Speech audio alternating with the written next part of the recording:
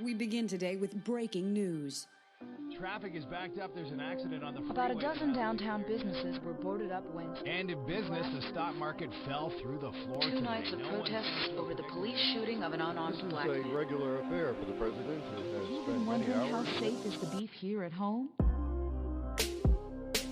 It's a mad world. Hello there. Welcome to Mad World, the show that tries to make sense of all this craziness, wackiness, looniness going on here in this mad world we find ourselves living in. And throughout the show, we try and figure out where we go from here.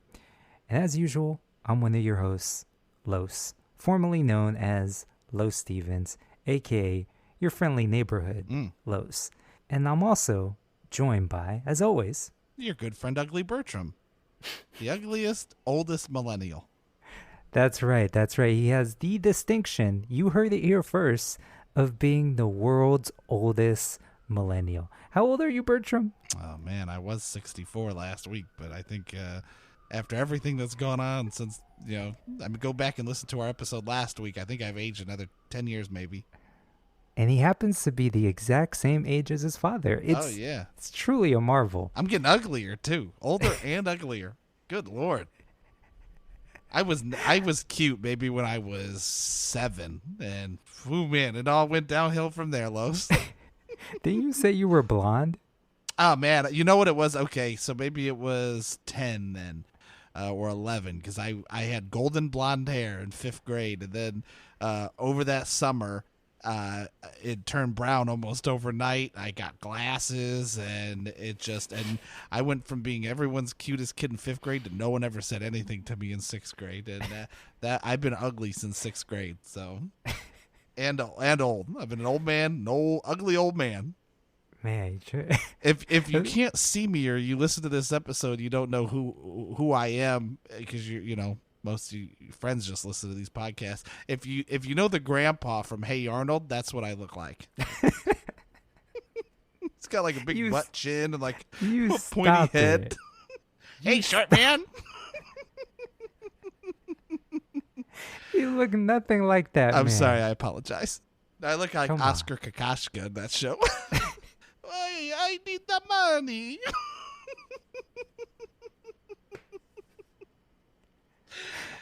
Thank you. This is the Mad World.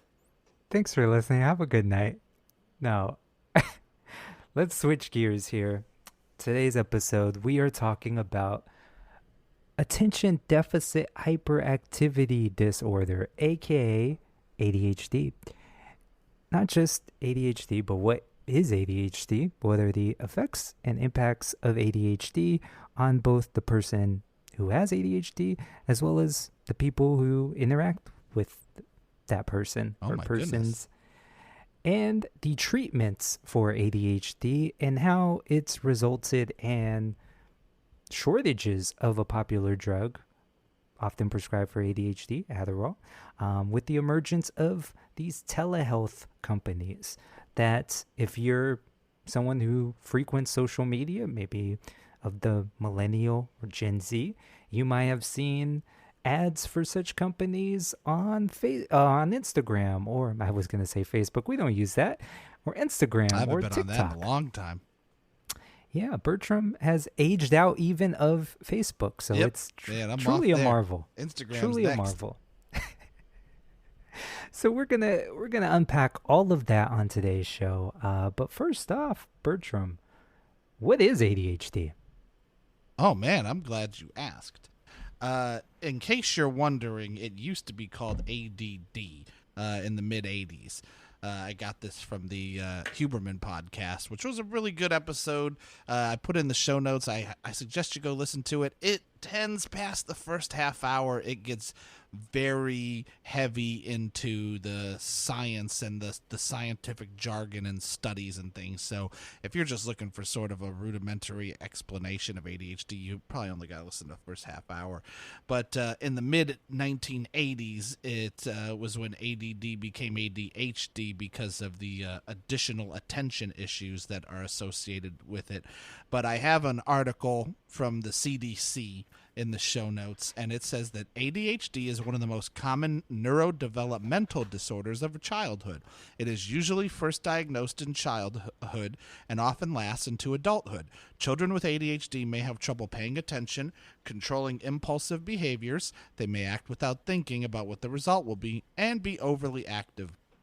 Here are some signs and symptoms a child with ADHD might have. They might daydream a lot, forget or lose things a lot, squirm or fidget, talk too much, make careless mistakes or take unnecessary risks, have a hard time resisting temptation, have trouble taking turns, or have difficulty getting along with others. I do want to point out that about 1 in 10 kids have ADHD. This is from that Huberman podcast. And that we are noticing, and I did not get any statistics, but there are increased levels of it in adults now, and people are not quite sure yet why adults are starting to get this heightened ADHD, having more of like the delayed onset of ADHD. And there's a talk about like the technology and the social media and all that, but people aren't very quick to make a summary. But while I say these things, I do have to put a disclaimer on here, Los, that just because these are signs and symptoms, we have to be very careful to not immediately diagnose someone with ADHD, meaning that if you're saying, well, these symptoms are me, maybe I have ADHD, or I know someone just like that, they are very clear to say, do not start using the ADHD term, because that is something that is very specific and has to be diagnosed, and the only people who can do that are a psychiatrist, a physician, or a clinical psychologist can diagnose that. So just if you're a little worried about that, you need to consult one of those three people just to go get, if you want more information. But just try not to jump to conclusions about this while listening to this podcast, because we definitely don't want to do that. Last week we talked about my teaching experience. In teaching, we're not supposed to do that. We can't really say, oh, that kid's got ADHD. It doesn't really work like that. Again, psychiatrist, physician, or clinical psychologist can diagnose. Exactly. And yeah, full disclosure, I happen to have ADHD, and I was diagnosed with ADHD at almost the age of 27. So pretty late on. And this is, and as we talk about ADHD, right, in adults, it's a fairly new phenomenon, because as you mentioned, that sort of shift from ADD to ADHD, which what we now know as, what we used to know as ADD is now used to describe a different type of ADHD, which is more of the inattentive type. And so with that emergence, right, or with that focus on children in the 1980s, it's interesting going into the 90s and 2000s that those who sort of aged out of childhood and adolescence are showing signs of it, meaning that there was possibly a gap in diagnosing many of these children who had ADHD but weren't treated. So that could speak to sort of these rise in diagnoses, in that if untreated, then how did you know? So it's not a matter of maybe this ADHD has just popped up out of nowhere, which there's still studies being done on that. But yes, it's likely that, like with someone like me, where I got to the point where I felt like I needed some help and some treatment because things were just getting out of control. But as I was told with doctors and people who helped diagnose me, was that as an adult, you sort of lose structure in your life where you did before when you were a child. And even if you were barely hanging on as a child, at least there was set things for you to do, and when you were able to do them, such as eat, work, everything in between. But when you're an adult, you have to build all that structure for yourself, so things fall apart.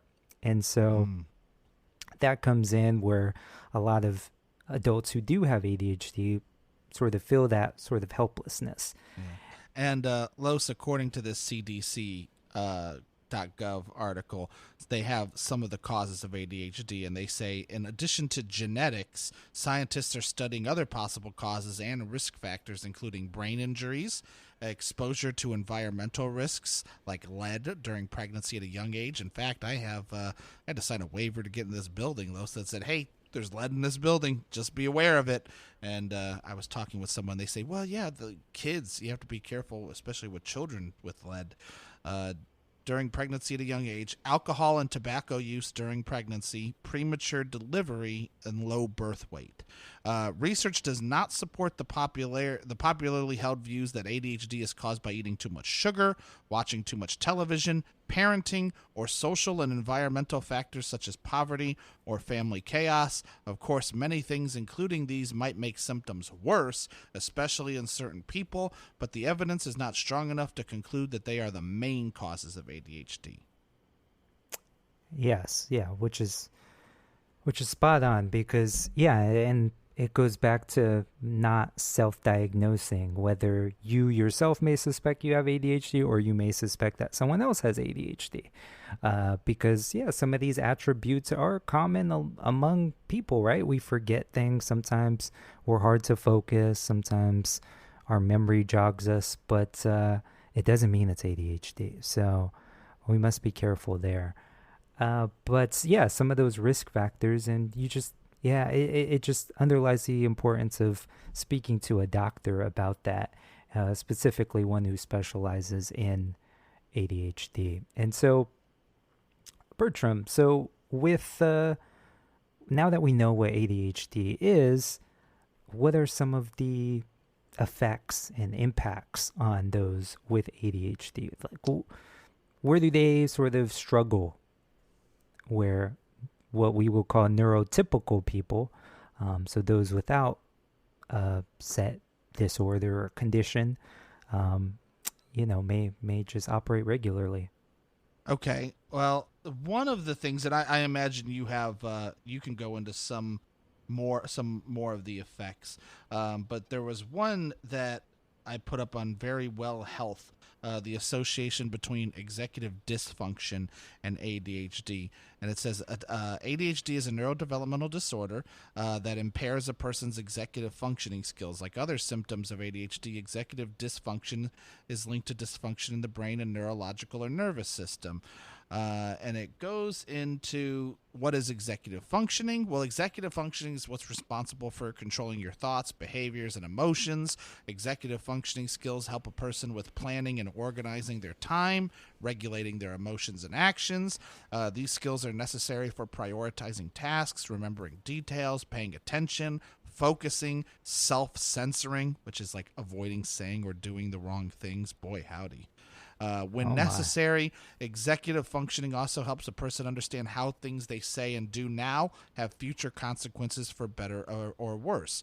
And so signs and symptoms of executive dysfunction are difficulties organizing school or work materials, struggles with regulating emotions, trouble with setting schedules, challenges following through with simple tasks. Chronic feelings of frustration, guilt, and blame are common in people with ADHD and executive dysfunction. And it sort of talks about what causes executive function problems and some of the areas in the prefrontal cortex, the parietal cortex, the basal ganglia, all that good stuff. I remember from the podcast that's in the show notes that he talks about the default mode network and the task-oriented network, and how the networks sort of work like a band, and dopamine is sort of the conductor, and you want all those things to play their instruments and play their separate parts. But a lot of times with like executive dysfunction or problems with ADHD is that sometimes either all those parts of the brain will try and play the same note, or they're having trouble like sort of working as a band and creating that one sound. So it can be like overstimulation kind of, or hyperactivity. So that was really a really interesting fact. And there were some strategies that he gave that could really help, and we can get into those later. But did you have anything else you wanted to add besides just like executive dysfunctioning?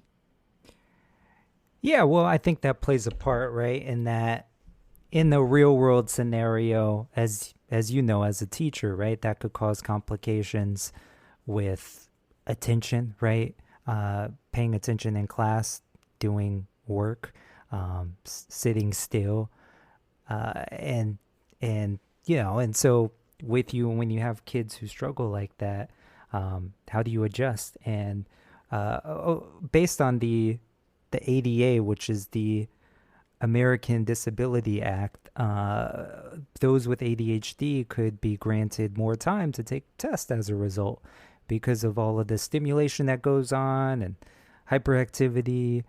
It could take longer for those with ADHD to complete tasks, even with a set schedule. So the ADA allows for some more time there if you go through the proper channels. But yeah, in adulthood, it could lead to struggles with work in school if you're still in college or something like that. There's issues in your driving record, possibly. There's issues with relationships and how you sort of organize your stuff, organize your time or lack thereof. And so there's a lot of things that could, go wrong with just the normal everyday things that being tied to your executive functions. And you mentioned dopamine, right? And Yeah. Struggle with the ADHD mind is that it sort of gets, the brain itself gets a little selfish with how it releases dopamine.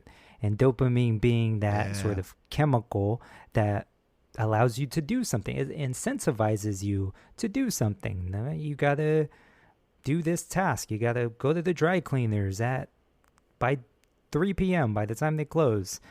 Well, with ADHD, it's like you could focus on that 3 p.m. as the time in which you do it, but getting yourself ready to go from here to there is a struggle because all you're aware of is 3 p.m., but you sort of lose sight of what it takes to get to 3 p.m. So a lot of us are often late all the time because there's just that time blindness. We struggle with how to know how long this thing takes, or that this thing is 5 minutes away and you're 20 minutes behind on what you should be doing. So there's a lot of struggles there, and with treatment, which we're about to get into, that could help. But yeah, I can't lie about that. It is a struggle, and I often have to explain to those close to me that, I don't try and use it as an excuse, but it's often a reason why things happen like that. So well, and I also think that isn't dopamine one of the big connectors in your brain for passage of time? I think doesn't that sort of have a big effect on how you perceive time and your time perception? And so whatever's going on there could be the reason why that's happening. There were some good things when we get to them later for treatments. Like there's this attentional blinking thing that also affects like passage of time that I thought was super fascinating. But yeah, look at those. A lot of executive functioning skills, right? Is planning and prioritizing, task initiation, impulse control, organization. There's a really cool chart in the ADD, the Advantages Learning Center, that just has a really great graph. But a lot of those are talking about time and working memory, right? Where it said one of the problems with ADHD is that memory is kind of shaken. And I also put in this interesting study that was done at the University of Cambridge that says imaging study shows dopamine dysfunction is not the main cause of attention deficit hyperactivity disorder. And it was a new study. It says research suggests that the main cause of the disorder may lie instead in structural differences in the gray matter of the brain.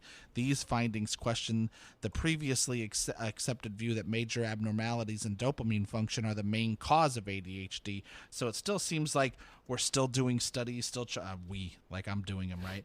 I'm a turd with feet. But we're sitting here trying to understand exactly what's going on in the brain, and there's just so much to consider. This was a double-blind study that they did.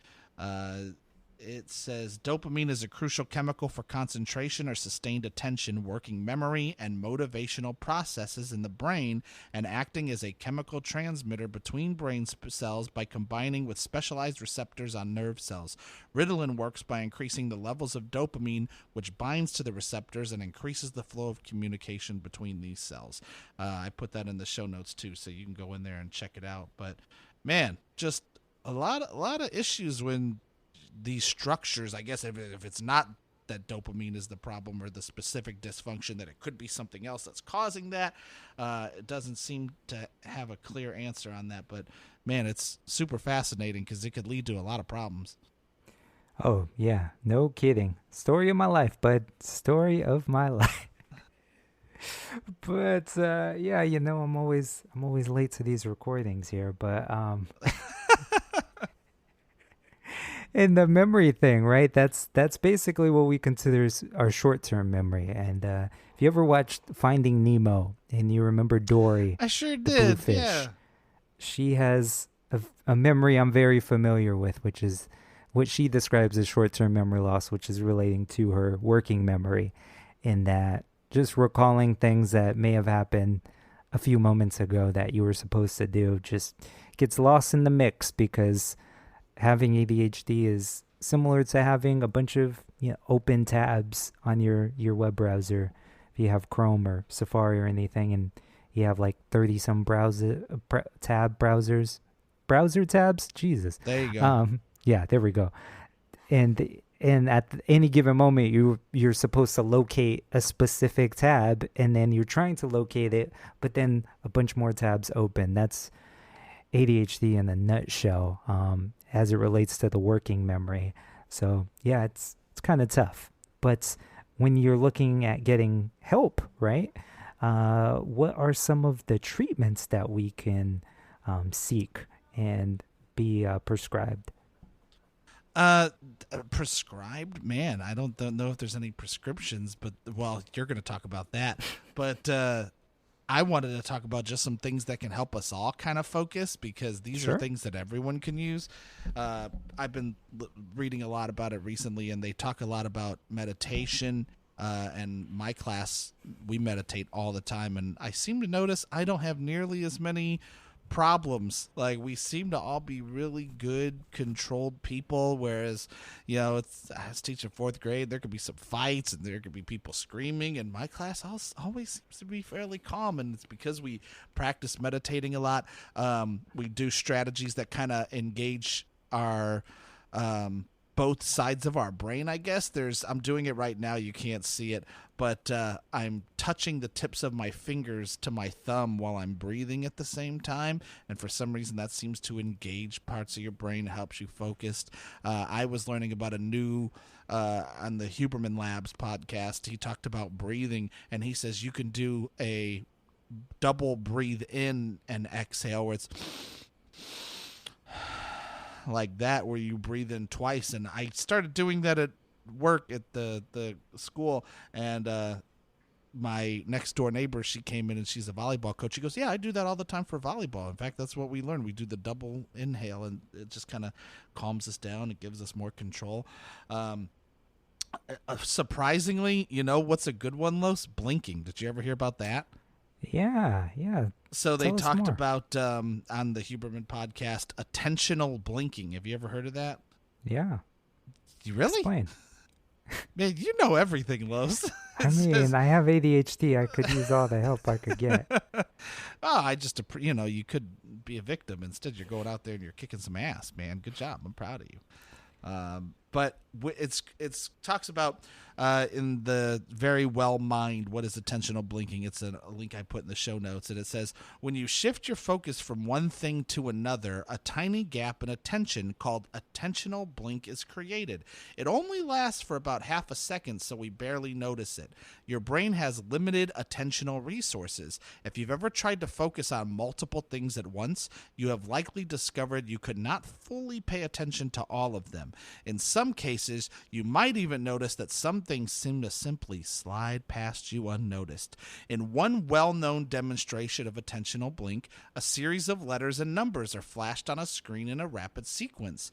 the viewer is asked to look for a specific pair of items, such as the number 2 and the number 7, and press a button when they spot the target numbers. In many cases, do you know what happened, Los? Tell us. So you had to hit 2 numbers, right? 2 and 7 every time they come up. But they noticed that observers fail to see the second target when it occurs soon after the first one. So if it's giving you like 4, 5, 3, 2, then you hit the target for 2. It notices if I give you 2 and then 7 quickly after it, people can't get the 7, right? Or they just kind of lose focus. The one in the Huberman lab focused on was like the game Where's Waldo. Did you ever play Where's Waldo as a kid?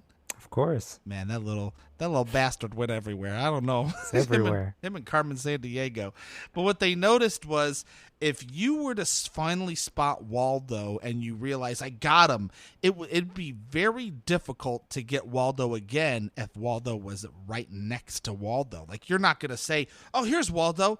Oh, and there he is again. Like, that just isn't part of the game. Your brain won't pick up that there's a second Waldo there. And so oftentimes this attentional blink, things can go unnoticed.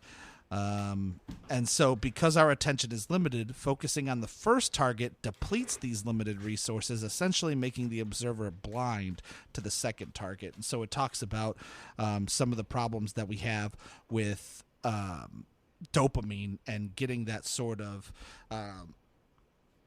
just giving yourself a reset, kind of, because they talked about how dopamine also is connected to like your eyelids and blinking and things like that. And so when you're blinking, you're kind of giving yourself a hard reset to kind of refocus and re-energize. And so sometimes what you can do is just kind of take a nice long blink and just close your eyes and then reopen them, and that's supposed to do some sort of helpful thing for your brain to kind of recharge and refocus. So there's a lot of different focus issues that you can use.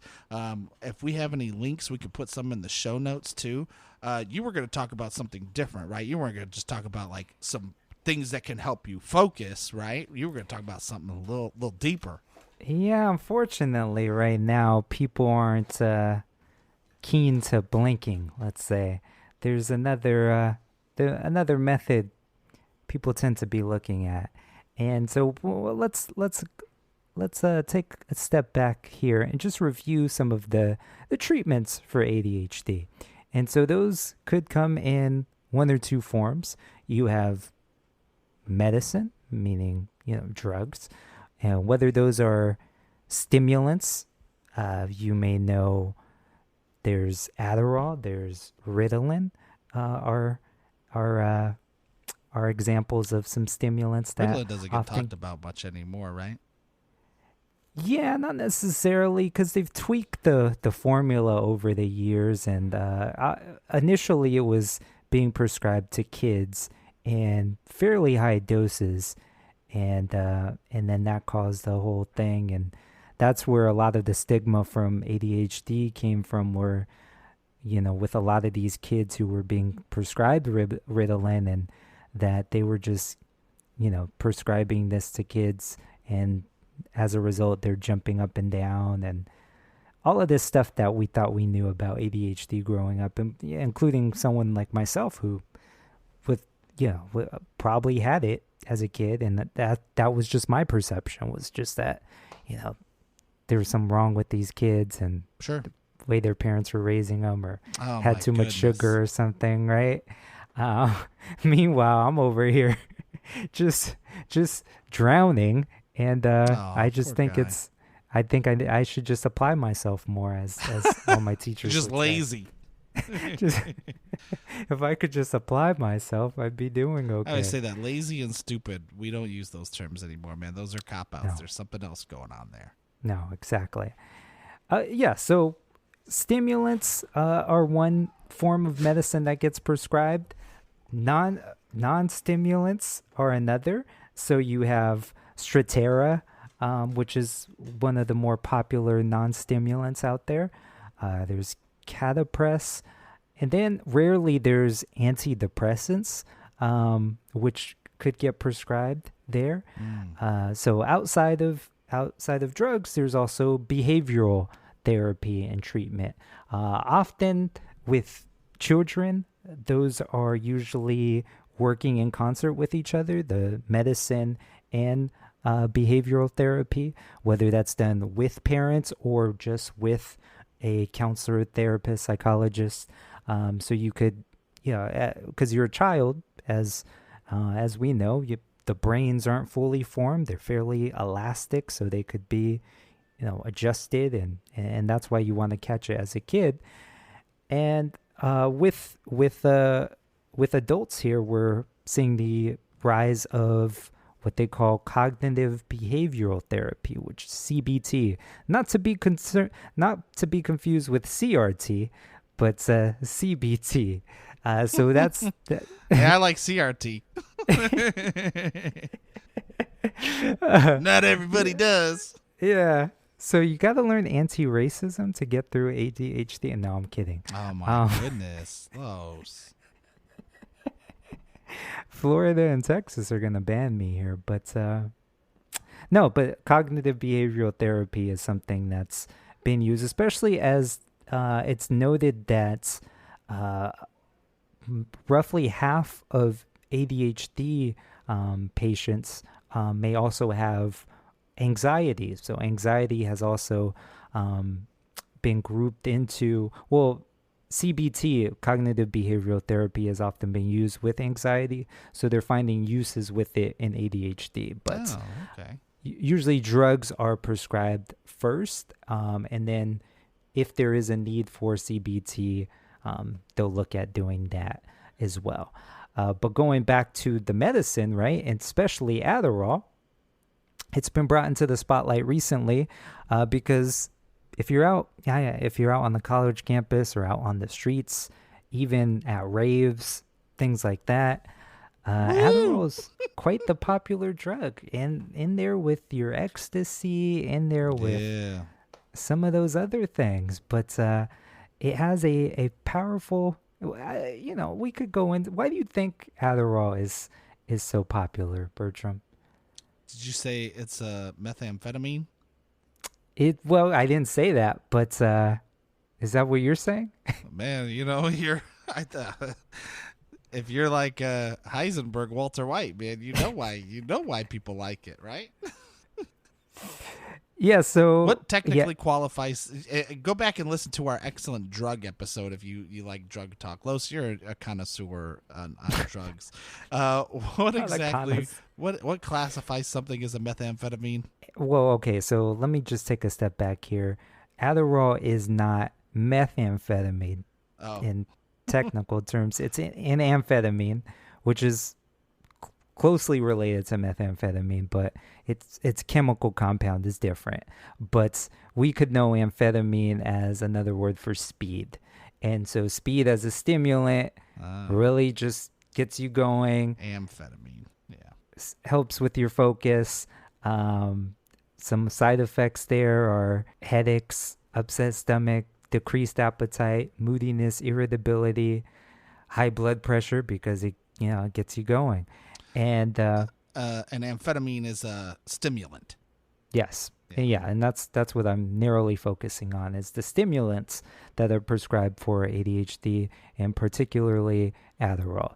And so recently Adderall's been one of the most used drugs out there on the streets next to, and I believe it was 2020, it surpassed marijuana as one of the most illegally used drugs out there. Marijuana has since caught up then, but that just goes to show you the popularity of Adderall among non-ADHD users. And so that's raised some concern. And now, and I'll take a step back in saying that as an adult being prescribed with or being diagnosed with ADHD, it was hard to really get diagnosed just because maybe there's a medical bias, but there's this belief, right? At least back when, which was around 5 years ago when I was diagnosed, somewhere around there. But at the time, I'd be going to doctors and say, oh, well, how do I get diagnosed or treated or tested for ADHD? And the first question they would ask me is, were you diagnosed as a kid? And I'm like, no, I wasn't. And they're just like, oh, okay, so you're going to have to go here and there and there. And it's just because all of the research, all of the focus was on treating children, and reasonably so. As we said, roughly 1 in 10 kids have ADHD, so you want to get that treated when you can. Yeah. But if you haven't, then there's, it was a little difficult to be diagnosed. And now that has started to change with the rise of some of these telehealth companies. So companies like Cerebral Health, Amazon. No, I'm just Done. There's one called Done, and others who will advertise on social media saying, hey, for this fee, you could get help with your ADHD. Follow this link to take this quick test, and then you take a questionnaire, which is common with at least being the first step in screening for ADHD or questionnaires, but it does need to be reviewed further with clinicians or doctors, psychologists, and the like. But what they found was that these diagnoses were happening pretty quickly. With reports, Wall Street Journal reported that many of these happened in less than 30 minutes, and then wapow, they got a prescription for Adderall. Damn, that's faster than a pizza. which has factored into some shortages of Adderall, which I've run into personally, that when I look at refilling my Adderall prescription, both extended release and short immediate release, I would get I go through Walgreens, and Walgreens would say, hey, out of stock right now, and then I've had to carefully sort of ration my doses. Because all sometimes these telehealth companies. Sometimes I wouldn't have anything, just because I've been waiting. And it's not to say that these telehealth companies were only prescribing stimulants. They were also prescribing non-stimulants such as Strattera, but the most commonly one was Adderall. And the trouble with using speed, right, is, rapid heart rate and things like that. And not to mention, because of the efficacy of Adderall, both with ADHD and the short-term sort of attention and this sort of stimulation. If you ever watch the Netflix documentary, Take Your Pills, it goes in depth about the effects of Adderall. And in short, make you feel really good, at least in the short term. And so that feeling is addicting. It's pumping artificial levels of dopamine into your system, which we know through social media, playing video games, stuff like that. That feels good. You get these rushes of dopamine. It feels good for your body. And so Adderall does that, and it's caused these shortages and all these people who may or may not have ADHD. So that's become a problem. So much so that the Department of Justice has opened up a case or investigation against or into Cerebral, one of these telehealth companies, into their practices and advertising on TikTok and Instagram, as we said. And some of those ads were they would look like your average like Instagram story or a TikTok video where, you have all those pop-ups of just like words. Oh, I think I have ADHD. Boop, boop, boop. Too bad it's too hard to get diagnosed. Boop, boop, boop. Not anymore. Boop, boop, boop. Click here. Go to Cerebral or go to Done or go to, one of those things. So it would look very much like a typical social media post, but then it would take you to one of these, websites for these telehealth companies. And telehealth isn't anything new. One of our fake sponsors is, one of our fake ones? Blue Pill? What? or we have fake sponsors, do we? We also have our Wiley Wallabies. Hey, there's nothing fake about Wiley Wallaby. All right. Or, there's, So telehealth isn't, men's health. They had some things. I was going but to ask, this is the first time I've been hearing about these telehealth companies, I guess. I heard that word. Is that just an American thing, these telehealth companies? Because I know on Reddit a lot, you hear what's something that is weird about Americans to not Americans? And one of the big ones I always see is that they're like, why do you guys have commercials telling you to go ask your doctor for like taking these pills and all the side effects, and like, oh, you should go tell your doctor you want to take this medicine, and then just be aware that it could kill you, it could do this, it could do this and do that. And I guess other countries just find that baffling because they're like, your doctor's supposed to tell you need that stuff, you're not supposed to go tell your doctor. So I guess it's just so weird in America. Is telehealth just like an American thing, or is other countries having this issue too? not an issue now. What's the name of some of these companies? Cerebral is one of them, and that's the one being investigated by the Department of Justice. Yeah. But there was a whistleblower. There was someone who was fired from Cerebral who noticed these prescriptions, these high prescriptions of Adderall, and was let go from the company as they were trying to flag it. So to answer your question about telehealth, no, it is common outside of the U.S. Okay. This is another topic entirely, but we were talking off air about telehealth with like abortion pills and things like that. Yeah. A way that they're one of the big providers of these pills are from India, and that's the way they're able to circumvent some of these state regulations to get some of these pills into like states like Texas and stuff like that. But no, it is a way, because if we think about India, right, that's a country with over 1 billion people in such a small area.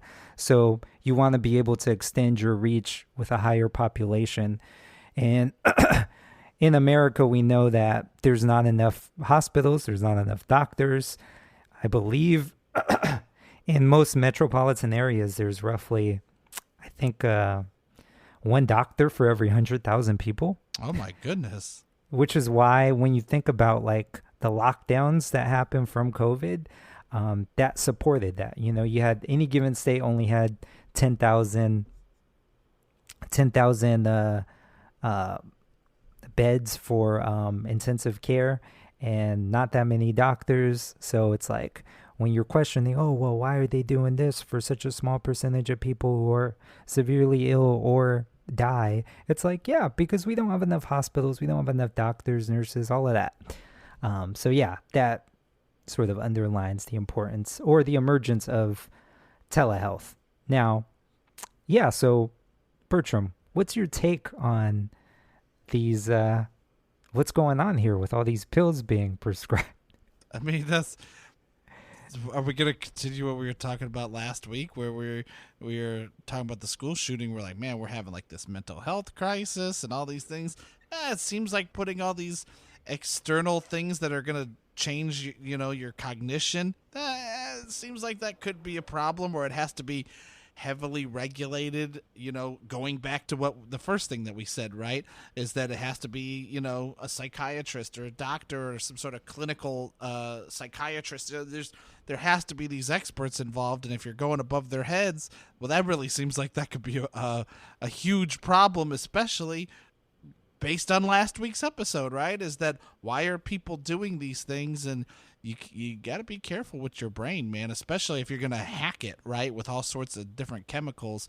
Again, go back and listen to our drug episode, because we were talking about everything. We talked about like caffeine and your boy fentanyl and all those things. Oh, that's not my boy. Don't you say that. We were talking before the podcast about, regulations and things, and we're like, man, people will be lacing some of this stuff with fentanyl, and that could kill you. Like, don't have Adderall. Then they're like, oh yeah, throw in some of that fentanyl on there too. You're like, man, we have to be very careful with all these things, because a lot of people are dying. Yeah, and I think also it sort of it begs a question as to the development or the future development of stimulants, right? and how they play into our lives with the pressures of work and productivity nowadays. People, whether they have ADHD or not, are feeling the need to sort of get a boost, right? And I drink coffee every morning. Just get that boost. Coffee's the original sort of stimulant, right? And so they're looking for a boost. So whether it's Adderall or something else, you have to think that there is something on the horizon, because there is this appetite for something to just help us get focused on what we need to be done. And you don't have to have ADHD to sort of feel some of those pressures from society. And what I sort of lament is that it could make those like myself who have ADHD sort of suffer. It's just, I shared the story of how there's the shortages that I've dealt with, right? And this is someone who's legitimately in need of this medicine, who can't get the medicine, and it looks as if allegedly there are some shortcuts being taken to just help people, right? So I don't question the sort of intentions of companies like Cerebral or Done or any of these other companies out there, but it just seems as if they're not going through the full process involved in properly diagnosing and prescribing the medicine related to ADHD. And that could have some repercussions, right? What if you were getting prescribed your medicine via these companies, and then all of a sudden they have to cut it for you, and now you don't have help, but now you're addicted to Adderall, and so now you're looking on getting it in the streets, and that could be laced with fentanyl, as Bertram was saying, and you could be, knock on wood, you could be on your back, and we don't want that to happen. So I'm just thinking of like, what's the future? Are all of us going to be taking some form of like speed, or will speed be like the new coffee in the future, right? Is there going to be like a Adderall sort of junior that gets put out in masses? I don't know. Well, it's also something we have to talk about too when we push to medicate, right? And it's always something we talk about as a school, right? Is because it's like, do you medicate a kid or do you not? And just give them enough things to sort of focus on. Because I think it's putting on weight can become an issue with Adderall. Is that right? Is that yeah, because it suppresses your appetite. Yeah. Sometimes I forget, oh man, lunch was 4 hours ago. Oh my. Yeah, so I've seen that happen, right? Where it's people who are on Adderall. It's like, oh man, they're dropping weight and they were already skinny, and so I've never known what the right answer is when you talk about medicating children, because I've seen it work in some situations and I've seen it not work in other situations, and it's a real gray area where you're like, what is the right thing to do here ethically? And I don't have an answer, buddy, but. You definitely want to have that conversation, because here are these kids. We were talking, I don't remember if we talked about it on the podcast, but like acetylcholine and the relationship that plays in your brain, where it, what is it? It's in your nucleus basalis, and it's like that thing that it's sort of when you learn new stuff, it gets marked for review in your brain, and then while you're sleeping, like your brain releases acetylcholine and it goes in there and it just kind of builds up like the neuroplasticity, where it kind of like builds out the roads. Essentially it's like building roads in your brain, where it's like, oh yeah, we're gonna need this information a little bit faster. I always compare it to the first time I take a new route home from work, and it always feels like it takes longer. Like the first time that you do something, you're like, man, that felt like it took forever. But then the next 5 times you do it, you're like, man, that was like instantaneous. Like, why did it take so long the first time? Was I slower? And it's like, no, your brain is just in that really heightened sense, right? Where it's learning how to do these things for the first time. And then once you already build the roads in your brain, it's already there. Well, there's so much special stuff going on in a child's brain. It's very malleable. I was talking the other day about how kids can learn languages faster than adults just because of how malleable their brains are and things. And so, like, giving them medication and stuff, it's like, well, what is this going to do to that process, right? And I don't have a whole lot of answers for that. Yeah, and it's especially with kids, we have to be careful. And with adults, right, ourselves, we need to ask ourselves, okay, well, we got to think about the consequences, the repercussions from me taking this foreign substance, because that's what it is. It's a foreign substance. It's replacing something your brain is supposed to do automatically, right? Exactly. Adderall is a controlled substance. It's in terms of what controlled substance is, it's in the same category as like cocaine, heroin, all of those. So when they're prescribed, right, I remember when I first got prescribed Adderall, you basically, you kind of go through this like thing with the pharmacy, the pharmacist. I'll fill my prescription, and then if it's like a new pharmacist, they'll come in and they'll be like, okay, hold on, we're gonna have our pharmacist talk to you, and the pharmacist goes over here. Am I in trouble? Are you aware that this is gonna happen? This could happen. Have you had this prescribed before? And like what? Anything super scary? No, it's just like the addictive properties. You could have a heart attack. What? The addictive properties. Oh. The effects on some of the side effects, outlining the side effects. It's just, I guess it's like a disclaimer that they have to tell you, but like it just goes to show you, it's like Adderall may not seem like a big deal, but it's speed, right? So, and it's a cousin of methamphetamine, which used to be sold in Germany, back in the Nazi days, and they used to use those all the time. And it's highly effective and highly addictive, so you just have to be careful. And we don't yet know what the effect will be on people who don't need Adderall but are taking Adderall in high amounts for prolonged periods of time. So and we don't want companies sound a lot more dangerous, buddy. They can be, and like I said, I'm not questioning their intentions. I like to believe that they exist to help people, but you can't take shortcuts, you really can't. And hopefully that's not the case, right? The DOJ hasn't come with a conclusion just yet. This stuff is still fluid, but it sounds likely based on some of these developments that maybe they were rushing to prescribe some of these people. And, if you have ADHD, I think, especially here in the States, our country's healthcare system leaves a lot to be desired. It could be hard to access what you need for your mental health, especially since there is that stigma of mental health. I keep saying this. I think I said this in the last episode, that we need to just break free of this being called mental health. It's health. It's your brain. That's an organ. Just as your heart's an organ, kidneys, all of that, your brain. And then we need to stop treating people with mental health conditions as if there's something less. It's mean to make fun of people with diabetes or acid reflux or some sort of kidney disorder or asthma. But yet, if someone is bipolar, or if someone has ADHD or anxiety disorders, we call them crazy, we call them lazy, we call them everything, right? That's not nice.